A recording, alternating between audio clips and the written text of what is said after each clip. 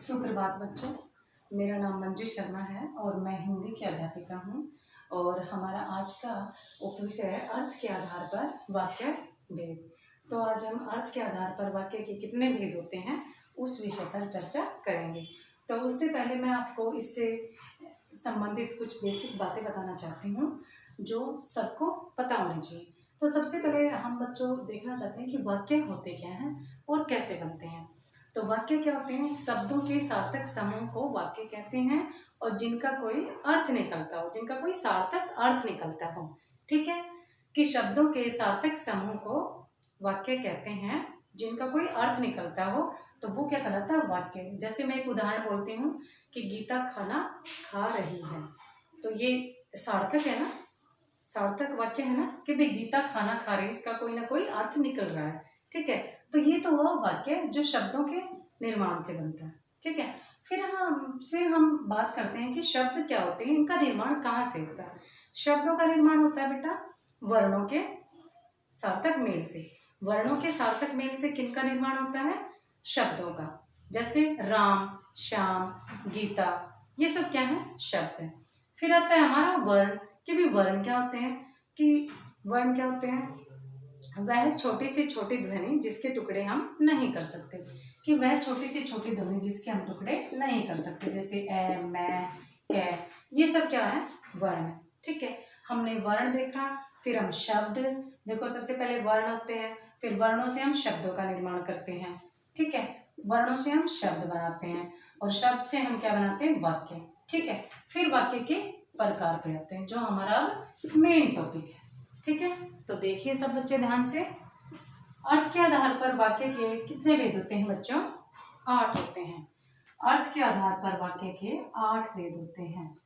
अर्थ के आधार पर वाक्य के अर्थ के आधार पर वाक्य के 8 भेद होते हैं। वाक्य के 8 भेद होते हैं। कितने भेद होते हैं? 8 भेद होते हैं। ठीक है बच्चों, तो सबसे पहले आता है हमारा विधानवाचक।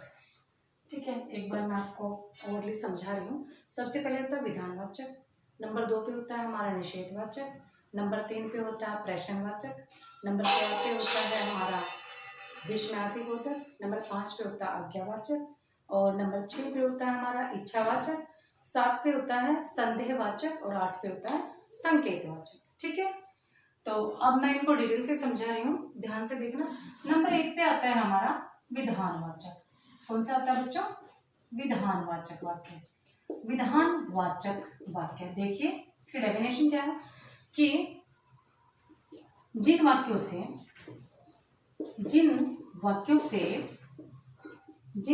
से किसी क्रिया के करने या होने की सामान्य स्थिति का पता चले। जिन वाक्यों से किसी क्रिया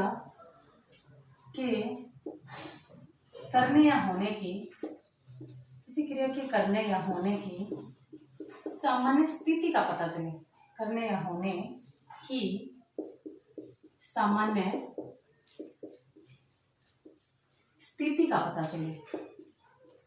सामान्य स्थिति या अवस्था। ठीक है बच्चों, स्थिति का पता चले तो वो क्या कहलाएगा? हमारा विधानवाचक।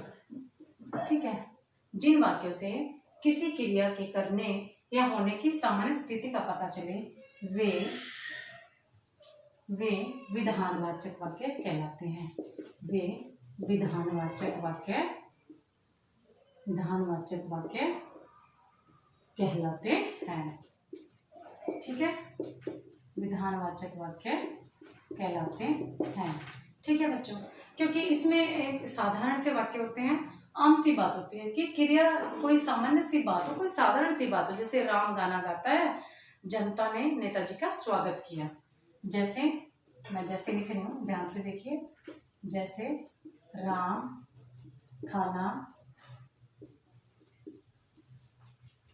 खाना खाता है,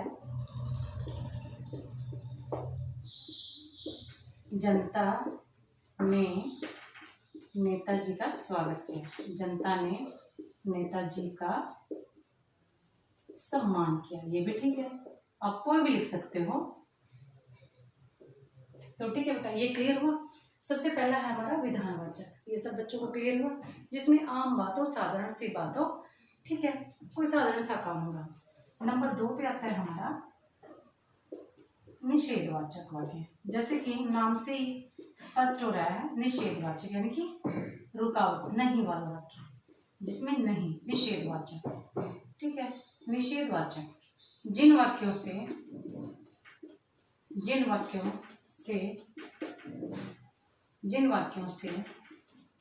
क्रिया के न होने का बोध हो, क्रिया के न होने का बोध हो, न होने या न करने का बोध, न करने का बोध हो, पता चले, बोध का मतलब पता चले, करने का बोध हो, वे निषेधवाचक वाक्य कहलाते हैं। नकारात्मक भी बोलते हैं हम, क्या बोलते हैं, नकारात्मक। निषेधवाचक, वे निषेधवाचक वाक्य कहलाते हैं, निषेधवाचक वाक्य कहलाते हैं। ठीक है बच्चों, नहीं, ठीक है, नकारात्मक जिन वाक्यों से क्रिया के न होने या न करने का बोध हो, वो निषेधवाचक वाक्य कहलाते हैं। नहीं, हम नकारात्मक वाक्य भी बोल सकते हैं। जैसे मैं खाना नहीं खाऊंगी, बच्चों ने स्कूल का काम नहीं किया, ठीक है, जिसमें नहीं आए, न आए। जैसे माताजी ने खाना नहीं बनाया, माताजी ने खाना नहीं बनाया, माताजी ने खाना नहीं बनाया। ठीक है बच्चों, ठीक है, जो नहीं वाले वाक्य होते हैं। नंबर 3 पे हमारा कौन सा आता है बच्चों, प्रश्नवाचक। जैसे कि नाम से ही हमें पता चल रहा है, प्रश्नवाचक। प्रश्नवाचक प्रश्न पूछना, प्रश्न पूछना। जिन वाक्यों में देखो ध्यान से, प्रश्नवाचक यानी कि प्रश्न पूछना, ठीक है, किसी से कोई क्वेश्चन करना। जिन वाक्यों में प्रश्न किया जाए या कोई बात पूछी जाए तो वो क्या कहलाएगा, प्रश्नवाचक वाक्य। जिन वाक्यों में, देखिए ध्यान से, जिन वाक्यों में कोई प्रश्न किया जाए, जिन वाक्यों में कोई प्रश्न किया जाए, जिन वाक्यों में कोई प्रश्न किया जाए या कोई बात पूछी जाए, या कोई बात पूछी जाए,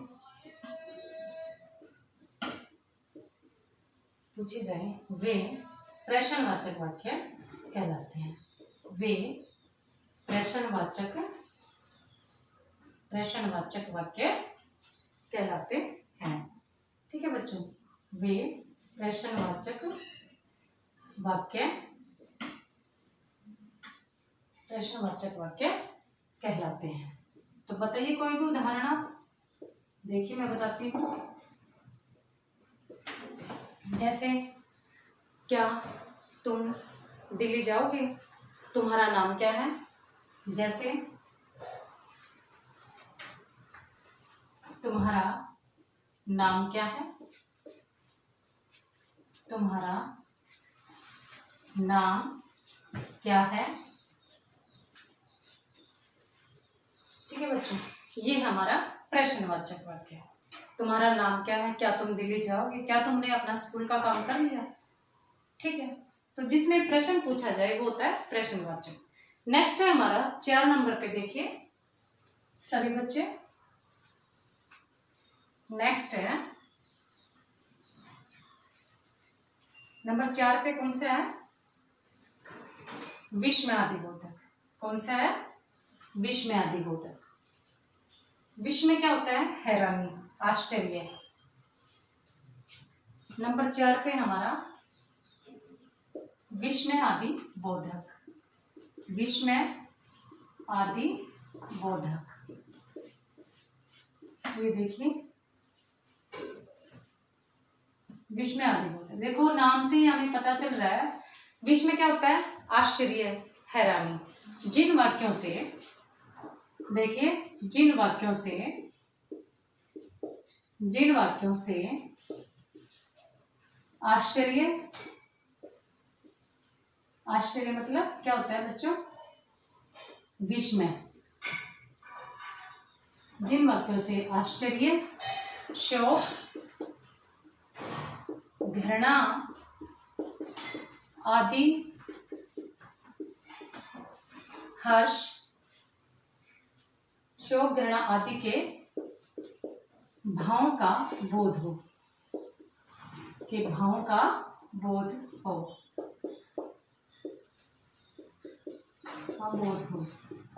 वे विस्मयादि बोधक वाक्य कहलाते हैं। वे विस्मयादि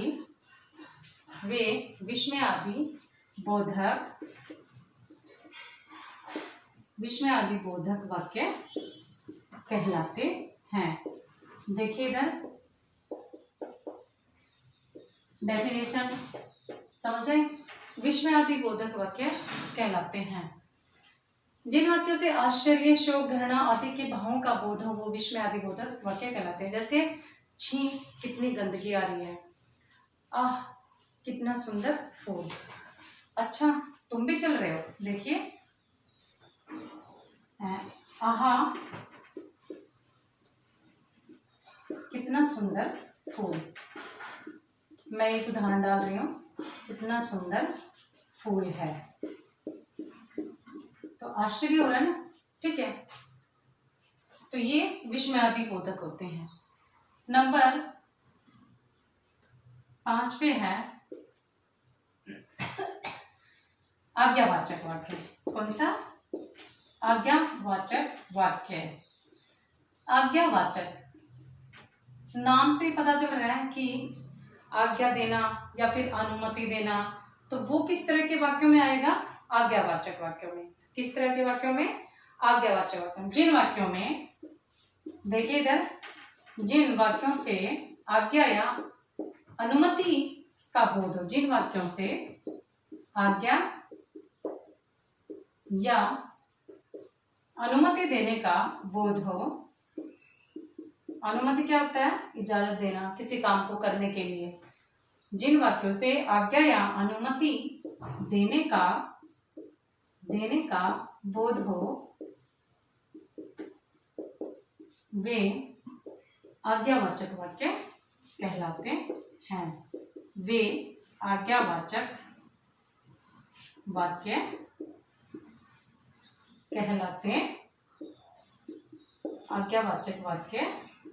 कहलाते हैं। ठीक है बच्चों, तो देखिए जैसे उदाहरण मैं डालती हूँ एक, मेरे लिए गिलास पानी लाओ। मेरे लिए एक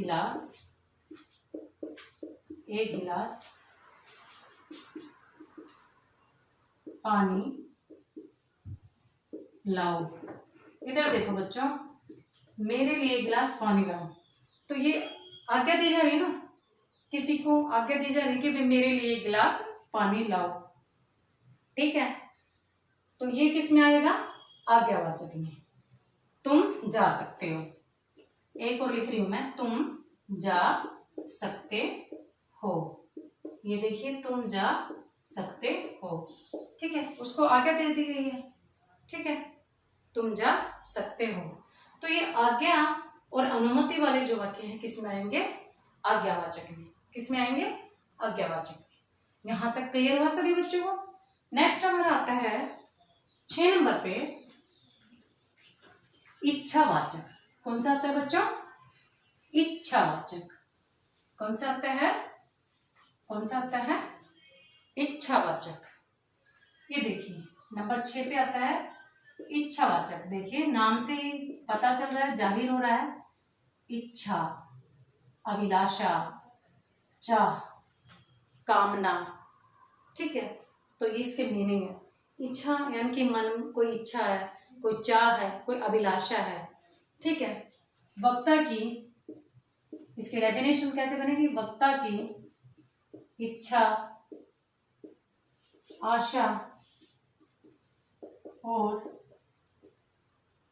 व आशीर्वाद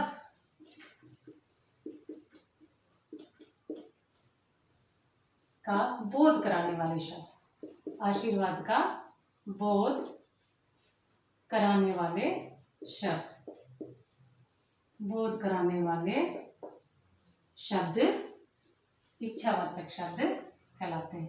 बोध कराने वाले शब्दों को इच्छावाचक वाक्य कहते हैं। इच्छावाचक वाक्य, इच्छावाचक वाक्य कहते हैं। देखिए इधर सभी बच्चे, वक्ता की इच्छा, आशा व आशीर्वाद का बोध कराने वाले शब्दों को इच्छावाचक वाक्य, सॉरी ये थोड़ा गलत है, इच्छावाचक वाक्य कहते हैं। यानी कि अपने मन की इच्छा को जाहिर करना, अपने मन की इच्छा को, अपनी अभिलाषा को, अपनी इच्छा को जाहिर करना। जैसे ईश्वर तुम्हें चिरायु करे, जैसे इधर देखिए, ईश्वर तुम्हें चिरायु करे यानी कि लंबी आयु दे, ठीक है, उसके मन की इच्छा है ना ये, ईश्वर तुम्हें चिरायु करे, ठीक है। ठीक है बच्चों, आपकी यात्रा मंगलमय हो, आपकी यात्रा मंगलमय हो, ये भी कामना है, आपकी यात्रा मंगलमय हो।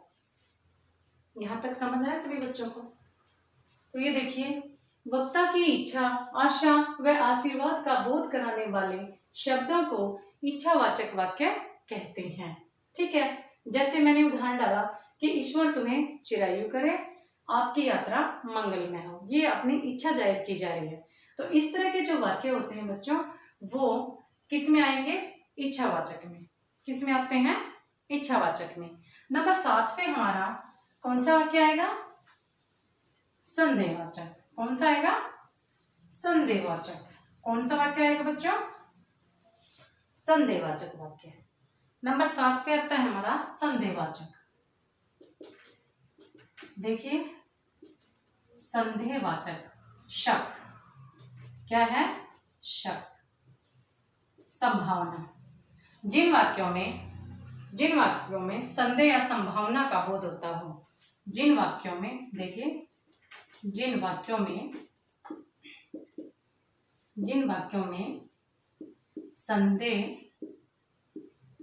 संदेह या संभावना का बोध हो, संभावना का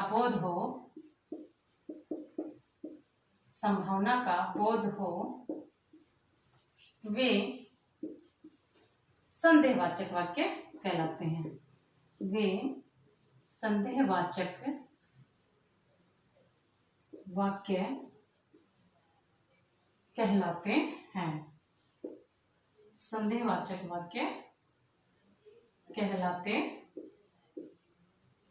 हैं, ठीक है।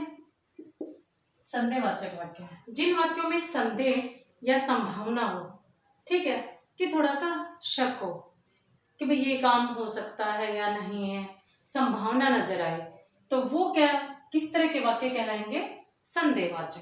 किस तरह के? संदेहवाचक, ठीक है।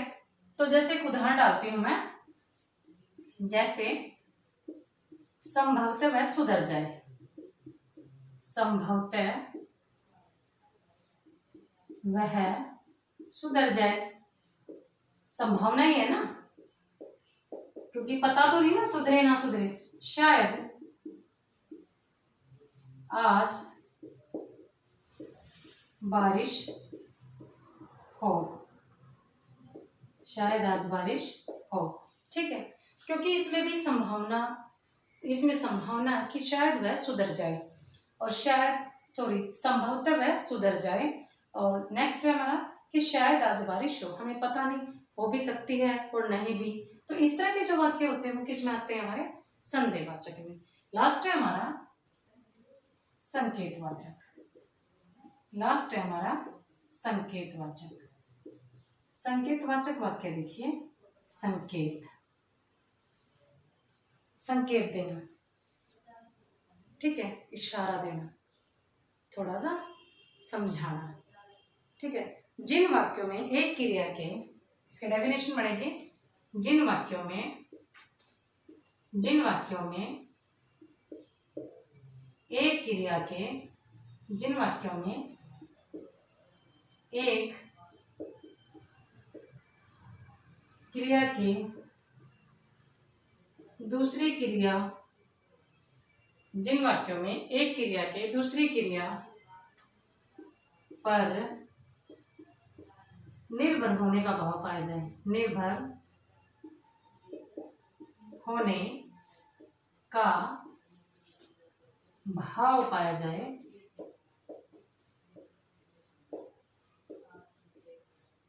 वे संकेतवाचक वाक्य कहलाते हैं बच्चों। कौन से? संकेतवाचक वाक्य कहलाते हैं। कौन से वाक्य कहलाते हैं? संकेतवाचक वाक्य कहलाते हैं। देखिए, जिन वाक्यों में एक क्रिया के दूसरी क्रिया पर निर्भर होने का भाव पाया जाए, एक क्रिया के दूसरी क्रिया पर निर्भर होने का भाव पाया जाए, वे संकेतवाचक वाक्य कहलाते हैं। कौन से? संकेतवाचक। ठीक है, यानी कि एक का दूसरे पर निर्भर होना, कि वर्षा होती तो फसल अच्छी होती।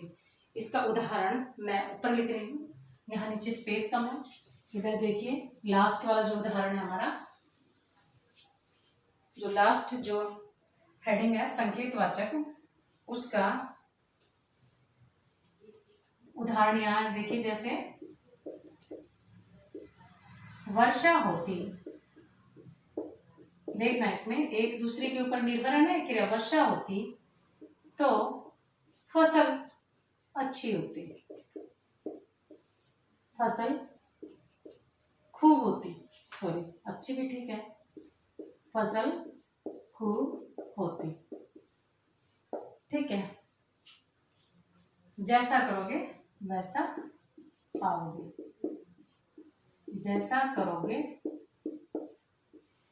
वैसा